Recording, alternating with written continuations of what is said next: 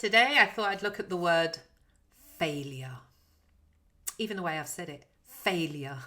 What does that look like to you? What have you avoided in your life so you won't fail? I was watching a internet hackathon over the weekend, and one of the top speakers in the world was talking about failure. And it was so surprising that he still had it, that things that people do are a failure. Now, I love linguistics, and I want you to start thinking of failure is just something we've created in our language. Is there actually really failure? Or is it actually learning how to do something the better for the next time? Think of nature. A lion and a lioness, they have some cubs and they're looking to feed the cubs. I actually watched a documentary by Richard Attenborough on this, and they were going over some mountains, and you'd watch the lion and he'd creep on the ground, and there'll be some deer, and they'll creep up on the deer, and then they'd pounce on the deer and the deer would escape, and off they bounded, and the lion would sit there. Do you think the lion was going, "Oh, I'm a failure? What's the wife going to say? I can't feed my cubs. Oh, woe is me, I'm a failure." No, they just refocus and then find another group of whatever animal they're stalking, slowly approach them, run after them, and they'd either catch them or they wouldn't. It only seems to be humans that we have this big conversation about, I'm a failure. Well, actually, no, you're not a failure. There's possibly something in your performance that you actually need to look at that didn't work. And you can see I'm separating you and your performance, separate things. So start seeing that whatever you're doing, it's more the performance of the action than you are the failure. You're making it very personal about you. No, it's just something in your performance didn't work. And you can see that I'm actually not even using the word failure. I said something in your performance that didn't work. So the question you want to ask yourself is, okay, if that didn't work, what's missing for me to put in the next time? What's missing for the next time, for the next time, for the next time? Can I tell you, it really actually is unrealistic to think that when you do something for the first time, it's going to go perfectly. I don't know many people that that's happened with. Think about when you were 3 years old, 4 years old, you're on your bike, you're riding, you've got your stabilizers on there, your mum or your dad or whoever's looking after you took off the stabilizers. There you are on your bike. Were you like 2 wheels? Oh, wheelies, hands free, off I go, woo! No, no, you weren't. You were wobble, wobble, wobble, fall over, cry. Got back on, wobble, wobble, wobble, wheel, wheel, wheel, wobble, and fall over, cry, back on, until eventually you mastered it.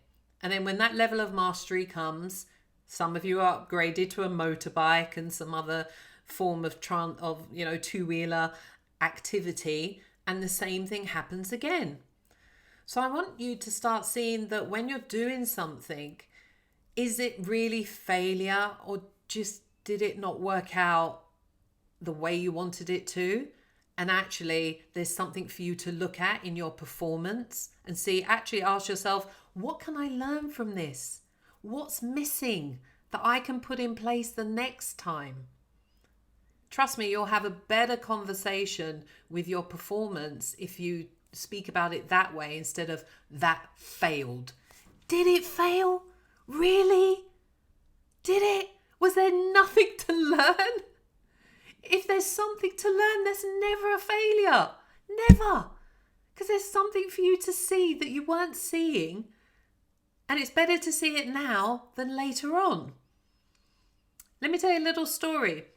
I was doing my first Speakerpreneur Summit. We had all the emails lined up. Some of them we hadn't even gone in and put the text in and put the link to the video, but they were more or less lined up. My PA at the time copied the automation, because she was going to be doing something with it. She didn't put in the gaps between the first email, day one, wait 1 day, next email, wait 1 day, because she was working on it. I get a call. I'm speaking at Nottingham University. I'm doing a session with their students there. And someone emails me and says, Elaine, do you realize that I've just received 23 emails all at once? I went, whoa, and you kind of have a hot sweat come over you. My heart started pounding. I was like, what the hell has gone on?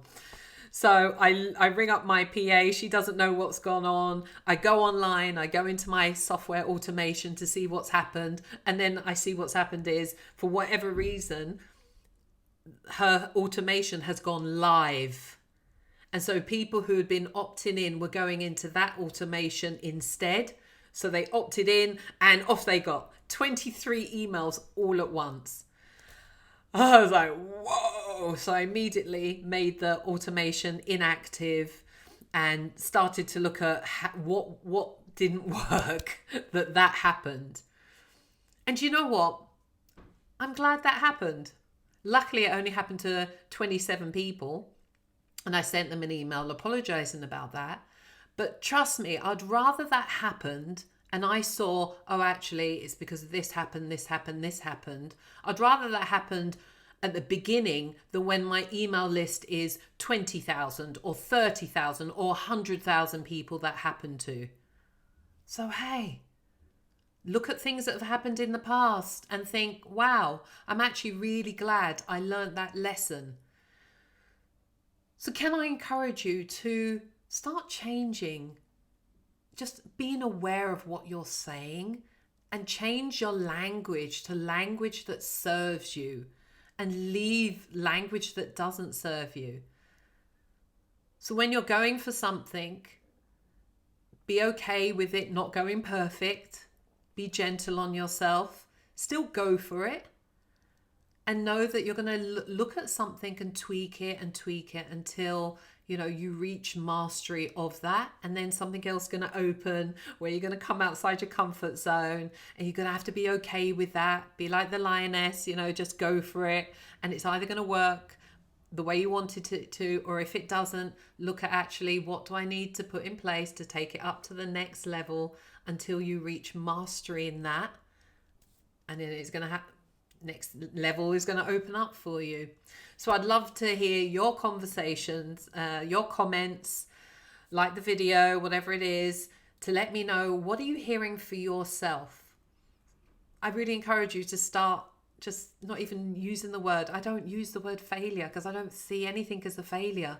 There's relationships that I've had. There was always something that life was showing for me to learn to take me up to meeting the next partner who hopefully will be my life partner. There's always a learning and growing out of it. So you change your language. My language is, that didn't work. What works? What doesn't work? It's less loaded. And I take I take it away from myself and more about my performance. Something in my performance wasn't working. What do I need to look at? So put your comments down below. I'd love to read them. And that's it. Change your language. I'm going to read out that lovely quote because I think it's fabulous. It is fabulous. Change the way you look at things, and the things you look at change. Until the next time, take care.